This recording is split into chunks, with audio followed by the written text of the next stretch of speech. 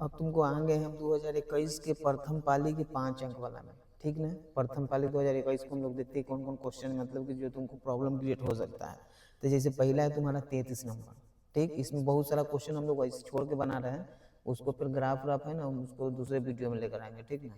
तो जैसे कि अभी 33 नंबर है जो इम्पोर्टेंट है, इसको हम लोग पढ़ते करा कि यदि दो वृत्त एक ही केंद्र हो, तो जब एक केंद्र हो दो गो वृत्त हो उसको सकेंद्रीय वृत्त बोलते हैं, ठीक। अब सिद्ध करें कि बड़े वृत्त के जो जीवा है वो छोटे वृत्त की रेखा को स्पर्श कर रहा है, ठीक ना। तो अपने स्पर्श बिंदु पर समद्विभाजित करता है, मतलब कि छोटा वृत्त के जो स्पर्श रेखा है ना वो बड़का वृत्त का जीवा हो गया, और छोटा वृत्त के जो अति बड़ा जीवा जो है ना उसको छोटा वृत्त का जो त्रिज्या है उसको समद्विभाजित कर देता है। तो तुमको जैसे जैसे फिगर बनाएंगे ना वैसे तुमको बना लेना है। तो पहले तुम मान लो कि एक वृत्त ना ई हो गया तुम्हारा, हो गया, इसका केंद्र मान लो ये हो गया तुम्हारा, ठीक। अब करा है कि यही केंद्र से ना एक और वृत्त तुमको इसे बना लेना है, ये तुम्हारा हो गया, एक और वृत्त हो गया, ठीक। अब तुमको क्या करना है कि ये केंद्र का नाम हम लोग मान वो दे दिए, ठीक ना। अब इसका जो एक रेखा इस तरीके से खींच लेंगे, ठीक, खींच लिए। अब जो बड़े इन्हीं करा है कि एक मित्र हुआ सिद्ध करे कि बड़े वृत्त के जीवा, बड़ा वृत्त के जीवा तुम्हारा ये हो गया, ठीक ना। ये जो है ना यही बड़ा वृत्त का जीवा हो गया, यही बड़का वृत्त का जीवा है। अब छोटा वृत्त को यहाँ पे स्पर्श कर रहा है, नहीं कर रहा है, स्पर्श रेखा है।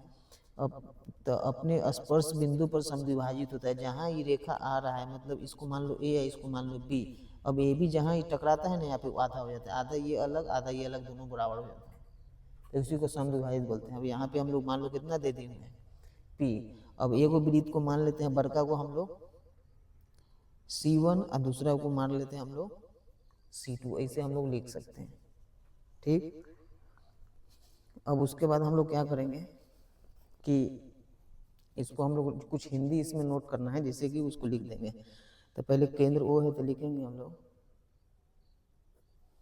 माना कि एक वृत्त है जिसका केंद्र ओ है, इतना तुमको लिख लेना कि माना कि एक वृत्त है जिसका केंद्र ओ है।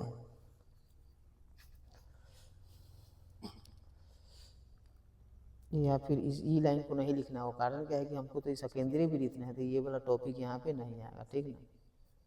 तुमको इसको ड्रॉप करना होगा, इसके लिए कुछ यहाँ पे नोट करना होगा। उसका नाम है कि दो वृत्त है तो उसका नाम लिखना होगा C1 और C2। तो यहाँ पे हम लोग इस तरीके से लिख सकते हैं, माना कि केंद्र O वाले दो सकेंद्रीय लिख सकते हैं, यहाँ पे सकेंद्रीय वृत्त C1 और C2, मतलब ये हो गया C1 है C2, तो वही करा कि दो सकेंद्रीय वृत्त C1 और C2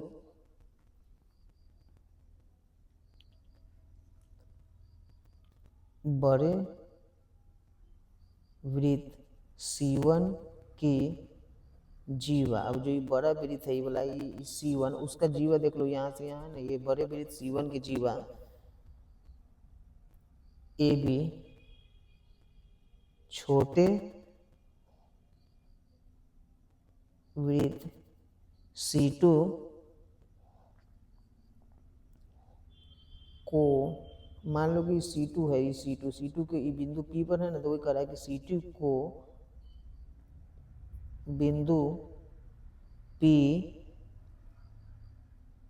पर स्पर्श करती है, मतलब बिंदु P पर वो स्पर्श करती है। तो सिद्ध करना है कि, मतलब तुमको सिद्ध करना है कि PA बराबर PB, नहीं करा है कि तुमको यहाँ करा कि समद्विभाजित करती है, मतलब जितना AP होगा उतना ही PB होगा, तो वही हमको बता देना है। तो वही PA बराबर CD। अब हम लोग लिखेंगे रचना, इतना तुमको लिख लेना, ठीक। अब रचना में हम लोग O और P को मिला दिए हैं, तो लिखेंगे हम लोग OP को मिलाया, मतलब ओपी को हम लोग क्या कर दिए, मिला दिए। तो लिखेंगे हम लोग इस प्रकार ए बी C2 के बिंदु P पर स्पर्श रेखा है। मतलब समझने का ये बात है कि जो ये रेखा ओपी है, ठीक, उसको मिला दिए। अब ए बी जो है ना बड़े वृत्त का, वो छोटे वृत्त C2 के P पर स्पर्श रेखा है। तो जो ए बी है C2 के बिंदु P पर स्पर्श रेखा खुद दिखाई दे रहा है कि ए बी जो है P पर स्पर्श रेखा है, ठीक। और OP वृत्त की त्रिज्या, इतना लिख देना। मतलब ओपी जो है तुम्हारा वृत्त का त्रिज्या हो गया। उसके बाद हम लोग चलेंगे परमाण। इतना लिखने के बाद परमाण में चलेंगे। तो परमाण लिखेंगे हम लोग। अब देखने में लग रहा है कि ओपी जो है ना ए बी का लंब है, तो परमाण में जो अगला स्टेप है उसमें लिखा जाता है ओपी लंब ए बी। अब जो ओपी लंब है ए बी पर, आधा है 90 डिग्री, 90 डिग्री मतलब 50%, इसका 50-50 हो गया, जितना ए पी उतना है पी बी। उसके बाद हम लोग इसके बाद लिखेंगे हम लोग अतः ओपी जीवा ए बी को समद्विभाजित, इतना लिख देना है कि समद्विभाजित करेगी, क्योंकि केंद्र जो है ना, क्योंकि केंद्र से जीवा पर खींचा गया लंब उसे समद्विभाजित करता है। मतलब जो रेखा ओपी है, जैसे कि नहीं करा कि केंद्र से जो रेखा आता है वो जो जीवा स्पर्श रेखा है ना उसको समद्विभाजित करते हैं। तो लाइन को सिर्फ लिखना है, इसमें थोड़ा बहुत सिर्फ हिंदी लिखना है, तुमको फिगर बना लेना है, फिर इसको समझ लेना है ये एक स्टेप, फिर रचना तुमको लिख लेना है, इतना लिख देना, बस यही तुमको सीख करके बता देना है। अब कोई भारी नहीं, मतलब तुम आराम से इसको कर सकते हो, ठीक ना। तो ये तुम्हारा 33 नंबर है। फिर हम लोग नेक्स्ट वाला में आ रहे हैं। तो अब तुम लोगों ने सीधे हम लोग बता रहे हैं तुमको 36 नंबर 2021 का 36 नंबर, और जो ग्राफ व्राफ है ना तुमको बता दिए कि नेक्स्ट वाला में आएगा, ठीक ना। उसको 2 पार्ट में इसको कर दिया 8 क्वेश्चन को। तो 36 नंबर में करा कि भूमि के एक बिंदु ओ से मीनार के शिखर का उन्नयन कोण 30 डिग्री है। अब तुमको क्या करना है कि पहले वो मीनार बना लेना है। तो मान लो कि तुम्हारा ना ये मीनार हो गया, ठीक। अब बिंदु नीचे मान लो करा है कि भूमि के एक बिंदु ओ है, तो तुमको यहाँ ओ लिख देना होगा, लिख दिया। अब तुमको कह रहा है कि मीनार के शिखर का उन्नयन कोण 30 डिग्री है, तो तुमको यहाँ से ऐसे कर लेना है, एक रेखा खींच के ऐसे इसको बना देना है तुमको 30 डिग्री, ठीक। इस तरीके से हो गया। अब कह रहा है कि इसके ऊपर ना एगो ध्वज है, मतलब झंडा के एगो जो जिसमें झंडा करते हैं ना जिस अथी में, तो वो तुम्हारा यहाँ हो गया, जिसको ध्वज दंड बोलते ही हो गया। वहां से कह रहा है कि फिर तुम नीचे आ जाएगा ना इसे, तो अब जो है ना तुम्हारा कै डिग्री हो जाता है, 60 डिग्री होता है। अब ये जो झंडा के जो लंबाई है, ये वाला झंडा के जो ये ध्वज दंड है उसका लंबाई कितना दे रहा है यहाँ, 5 मीटर। तो कह रहा है कि मीनार की ऊंचाई निकाले, मतलब यहाँ से लेके और यहाँ तुमको बता देना। तो इसको हम लोग क्या मान लिए, एच। अब पूरा यहाँ से यहाँ जो है ना ये वाला, ये हो जाएगा H प्लस 5 मीटर, ठीक। अब त्रिभुज को इसको ए मान लो, ओ तो है ही है, यहाँ सी मान लो, यहाँ डी मान लो। देखो ओ ए ओ सी हो जाएगा, तो डी ओ सी हो जाएगा, ठीक। तो लिखेंगे हम लोग माना कि मीनार की ऊंचाई, ये मीनार की ऊंचाई क्या है, हम लोग एओ है तो लिखेंगे एओ बराबर हो जाएगा H मीटर, इतना तुमको लिख लेना है, ठीक। अभी जो आधार है ना इसको तुमको x मानना हो, उसके बाद लिखेंगे आधार OC बराबर x मान लेना, मान लिए। उसके बाद लिखेंगे ध्वज दंड की लंबाई AD बराबर हो जाएगा तुमको 5 मीटर, इसीलिए पूरा अब हमको DO निकालना है, तो उसको OD बराबर लिखेंगे हम लोग H प्लस 5 मीटर, ऐसे तुमको लिख लेना है। अब हम लोग चलेंगे, चूँकि कोण O बराबर हो जाएगा तुमको 90 डिग्री, इसीलिए समकोण त्रिभुज AOC में चलेंगे। किसमें? AOC में। ठीक, लिखेंगे AO बटा में हो जाएगा OC बराबर में हो जाएगा tan 30 डिग्री। AO के जगह पर हो जाएगा H, OC के जगह पर X, tan 30 डिग्री के 1 बटा में √3। अब तुमको एक से कहीं X हो जाएगा √3 में, H से तो √3H लिख दो, ये तुम्हारा हो जाएगा समीकरण 1। अब हम लोग चलेंगे फिर समकोण त्रिभुज DOC में। DOC में, अब DOC में चलेंगे तो लिखेंगे DO बटा में हो जाएगा OC बराबर में हो जाएगा tan का डिग्री 60 डिग्री। अब DO के जगह पर तुमको कितना ही यहाँ है? DO के जगह पर है, यहाँ भी माने हुए हैं हम लोग H प्लस 5 और OC के जगह पर X tan 60 डिग्री के √3। अब तुमको X को यहाँ कर देना है, √3 यहाँ कर देना, ठीक ना? तो तुम यही जन लिख सकते हो, यहाँ पे तुम्हारा हो जाएगा X बराबर H प्लस 5 और नीचे कौन हो गया √3, मतलब ये यहाँ चला गया, यहाँ चला गया, ये हो गया समीकरण तुम्हारा कितना? 2। ठीक, अब तुमको इसके बाद लिखना है समीकरण 1 और समीकरण 2 से। अब एक तुम्हारे पास है √3H और दूसरा है तुम्हारे पास H प्लस 5 बटा में √3। अब √3 में √3 से हो जाएगा तुम्हारा 3H बराबर हो जाएगा H प्लस 5। अब 3 H में से 1 H घटा देंगे तो 2 H, इधर 5 हो जाएगा। H बराबर हो जाएगा 5 बटा 2, काट देंगे तो हम लोग का हो जाएगा 2.5 मीटर, मतलब जो मीनार की ऊंचाई है ना 2.5 मीटर है। तो लिखेंगे हम लोग यहाँ पे अतः मीनार की ऊंचाई बराबर 2.5 मीटर है, इतना तुमको आंसर हो गया। इस तरीके से इस क्वेश्चन बहुत इंपॉर्टेंट है, इसको तुम बना लेना। अब हम लोग आते हैं नेक्स्ट क्वेश्चन में। 35 नंबर क्वेश्चन तुम देख लो, कह रहा है कि 3 गो शीर्ष दे रहा है 0, -1, 2, 1, 0, 3, ठीक है, शीर्ष दे दिया। अब कह रहा है कि त्रिभुज की भुजाओं के मध्य बिंदु के से बनने वाला एक त्रिभुज फिर बनता है दोबारा, तो उसका क्षेत्रफल निकालना है। तो पहले तुमको जैसे देखो तुमको क्या करना है, तो पहले हम साफ साफ बता देते हैं। ये तुमको पहला ही हो गया तुम्हारा त्रिभुज, ठीक। अब इसका निर्देशांक हो गया 0 और -1। एक हो जाएगा तुम्हारा 2 और 1, दूसरा हो जाएगा तुम्हारा 0 और 3, ये हो गया, इतना हो गया। इसको तुम A मान सकते हो, इसको B मान सकते हो, सॉरी यहाँ तुम B मान सकते हो, और इसको तुम C मान सकते हो। A B C हो गया इसे, ठीक। अब तुमको क्या करना है कि जैसे देखो इसका मध्य बिंदु मान लो कि ये हो गया, इसका मध्य बिंदु तुम्हारा ये हो गया, इसका मध्य बिंदु तुम्हारा ये हो गया, तीनों का हो गया मध्य बिंदु। अब इसको तुमको यहाँ से मिला लेना है, इसको यहाँ से मिला लेना है, इसको यहाँ से मिला लेना है, ये हो गया। अब देखो ये त्रिभुज जो आ गया ना ये वाला, इसी का क्षेत्रफल निकालना है। इसका नाम तुम लिख सकते हो DEF, तब इसी का तुमको क्षेत्रफल निकालना है। तो तुमको पहले D का निर्देशांक निकालना होगा, फिर E का, फिर F का, इसे तुमको निकालना होगा।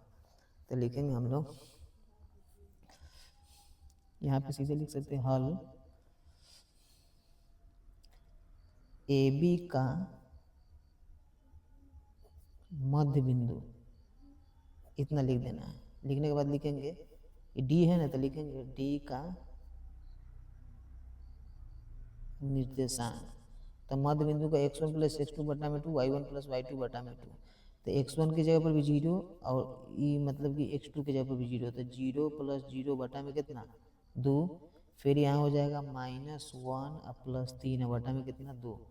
अब देखो इसको ब्रैकेट से खेल देना इसे, ठीक। अब 0 में 0 बटा 2, एक हो जाएगा 3 में से गया 2 बटा 2। अब 0 से 0 हो जाएगा, 2 से 2 एक मरते में, तो एक तुम्हारा ये हो गया, ठीक, AB का। उसके बाद तुमको AB का इस कहाँ इस AC का मध्य बिंदु है, तुमको AC यहाँ पे लिख लो, ठीक। उसके बाद AB का मध्य बिंदु निकालना, तो लिखेंगे हम लोग AB का मध्य बिंदु क्या ई है, तो तुमको ई लिख लेना है। ई का निर्देशांक, अब वही फार्मूला x1 प्लस x2, तो 2 में 0 जोड़ेंगे तो लिखेंगे 2 प्लस 0 बटा में 2 कॉमा फिर हो जाएगा 1 माइनस 1 बटा में हो जाएगा तुमको 2, जो घेर दो। अब हो जाएगा 2 बटा में 2, एक हो जाएगा तुम्हारा 0 बटा में 2, एक हो जाएगा 1, एक हो जाएगा 0, तो ये तुम्हारा हो गया। ठीक, एगो ये निर्देशांक, एगो ये। अब उसके बाद लिखेंगे इसका, लिखेंगे BC का मध्य बिंदु, अब BC का मध्य बिंदु F का निर्देशांक, फिर वही x1 प्लस x2, तो लिखेंगे 0 प्लस 2 बटा में 2, ये हो जाएगा 3 प्लस 1 बटा में 2, 2 बटा में 2, एगो 4 बटा में 2, 2 से 2 1 मरते में, 2 से 4 2 मरते में, तुमको एगो एगो ये निकल के आ गया। ठीक, अब तुमको लिखना होगा इसीलिए त्रिभुज DEF का क्षेत्रफल, इतना लिख लेना। ठीक, अब जो सूत्र होता है वो लिख लेना। त्रिभुज का क्षेत्रफल होता है 1/2 into x1 into y2 minus y3 plus x2 into y3 minus y1 plus x3 into y1 minus y2, इसको भर देना इसे। अब मध्यम रह के तुमको यहाँ से इसे दे देना है। अब तुमको मान रख लो x1 की जगह पर, जैसे मान लो कि यहाँ x कहाँ गया तुम्हारा, यही है 0, तो x1 की जगह पर तुमको 0 हो गया, ब्रैकेट दे दो y2 माइनस y3। अब ये वाला y2 हो जाएगा, ये वाला y3, तो लिखेंगे 0 माइनस 2, ये हो गया, प्लस x2 की जगह पर तुम्हारे पास देखेंगे 1 है तो 1 लिख लो, और y3 माइनस y1, y3 की जगह पर 2 है तो 2 लिख लो, y1 की जगह पर कहाँ है तुम्हारे पास 1 है, 1 लिख लो, ये हो गया, प्लस x3 की जगह पर कितना है तुम्हारे पास 1, y1 माइनस y2, y1 की जगह पर कितना है तुम्हारे पास 1 है, और y2 की जगह पर कितना है -2, इसको घेर दो, 1/2 दे दो, 0 गुना हो जाएगा -2, यहाँ पे कि जैसे यहाँ ये जो है सो हम लोग देख रहे हैं, तो जैसे कि y1 माइनस y2, तो y1 की जगह पर हम लोग यहाँ नहीं है, y1 की जगह पर 1 है यहाँ पे, तो यहाँ 1 लिख दिए। अब y2 की जगह पर कितना है, y2 की जगह पर 0 है यहाँ पे, तो तुमको ना सिर्फ यहाँ 0 कर देना इसे। ठीक, इस तरीके से 1 माइनस 0 हो गया। अब मध्यम ब्रैकेट से दे देना। ठीक, अभी हो गया तुम्हारा इतना, ये नीचे हो गया, आप प्लस है तो तुमको यहाँ ना प्लस दे देना। ठीक, अब 1 के 1, 2 में से 1 गया, 1 हो गया, प्लस 1 के 1, 1 प्लस 0 गया, 1 हो गया। अब तुमको क्या करना है कि मध्यम ब्रैकेट से घेर देना। अब इसके से नहीं हम लोग यहाँ आ जाएंगे, अब 1/2 है तो 1/2 लिख दो। ठीक ना, ये जो मध्यम ब्रैकेट है ना इसको तुम दे दो। अब 0 से गुना करेंगे तो सब खत्म हो जाएगा, तो 0 प्लस में 1 कहीं कितना होगा 1, प्लस में 1 कहीं कितना होगा 1, ये हो गया। अब 0 का वैल्यू खत्म, 1 कितना हो जाएगा 2, 2 से 2 कट गया, तुम्हारा कितना हो गया तो 1। ये जो क्षेत्रफल है ना वो तुम्हारा 1 वर्ग मात्रक, ये तुम्हारा आंसर हो गया। तो इस तरीके से तुमको इसको फिगर बना लेना है, इस तरीके से तुमको चले आना है। ठीक ना, तो हो गया तुम्हारा 37 नंबर। अब हम लोग 38 नंबर में आ जाते हैं। कह रहा है कि पिता तथा पुत्र की आयु का योगफल जो है ना 45 वर्ष है। अब 5 वर्ष पूर्व उसकी आयु का गुणनफल 124 वर्ष था, तो उसकी वर्तमान आयु। अब जैसे एक पिता है एक पुत्र है, दोनों को उम्र मिला देंगे तो 45 हो जाएगा। तो लिखेंगे माना कि पिता की उम्र बराबर हो जाएगा x वर्ष, इतना तुमको लिख लेना है। उसके बाद लिखेंगे तथा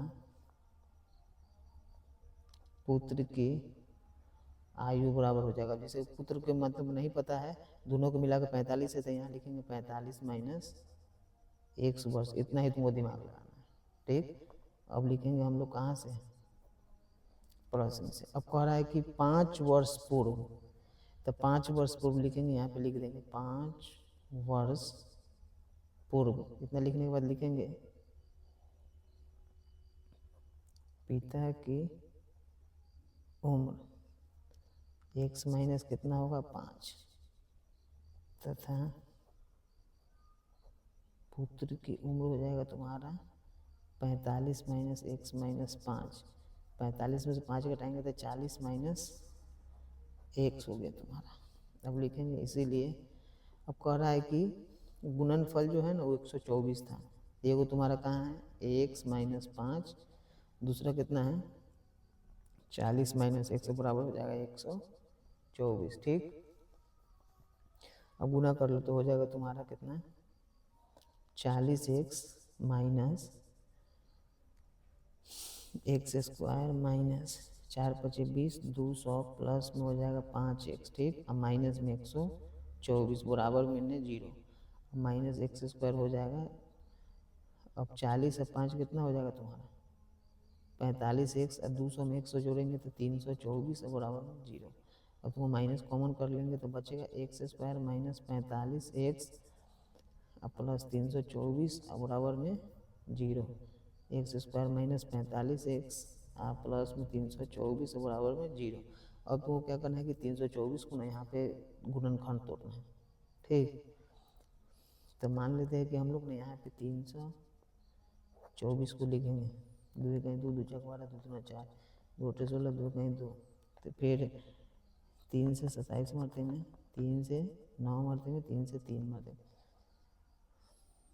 3 3 9 होती है 27, 81। ठीक है, चलो अब तुमको लाना कितना है 45, तो 3 3 9 होती है 27, 3 दूना 6 दूना 12, 27 में 12 जोड़ेंगे तो नहीं होगा। अब यहाँ होगा 2 दूना 4, 3 12, 3 36, 3 3 9, 36 में 9 जोड़ेंगे तो 45। तो लिखेंगे हम लोग x square minus 36 x, minus में हो जाएगा हमको 9 एक्स प्लस में 324 बराबर में 0। अब एक्स कॉमन करेंगे, एक्स माइनस 36 हो जाएगा, माइनस में 9 कॉमन करेंगे, एक्स माइनस 36 हो जाएगा बराबर 0। अब एक्स माइनस एक 9 हो जाएगा, एक तुम्हारा एक्स माइनस 36 हो जाएगा। ठीक ना, बराबर में 0। अब एक्स माइनस 9 बराबर 0, एक्स माइनस 36 बराबर 0 हो जाएगा, एक्स बराबर इधर 9 हो जाएगा, एक्स बराबर तुम्हारा यहाँ पे 36 ये हो गया तुम्हारा। ठीक, अब हम लोग देखेंगे कि जो ज़्यादा उम्र है वो पिता का होगा, जो कम उम्र है वो तुम्हारा यहाँ से हम लोग घटा लेंगे। ठीक ना, जैसे ये है ना हम लोग का यहाँ पे, तो ये पिता है तो बड़का एक 36 हो जाएगा, 45 में 36 घटाएंगे तो हम लोग को 9 हो जाएगा। तो लिखेंगे हम लोग जब एक्स बराबर 36, तो दूसरा है तुम्हारा 45 माइनस एक्स बराबर 36 माइनस 45 माइनस में कितना लिखेंगे 36 से घटा देंगे तो कितना 9। तो लिखेंगे हम लोग अतः पिता की उम्र हो जाएगा तुम्हारा 36 वर्ष, उसके बाद लिखेंगे तथा पुत्र की उम्र हो जाएगा तुम्हारा 9 वर्ष। तो इस तरीका से तुमको ये क्वेश्चन को बहुत इंपॉर्टेंट है, ठीक है, इसको तुमको बना लेना है। ठीक, तो हम लोग अब आगे फिर मिलते हैं।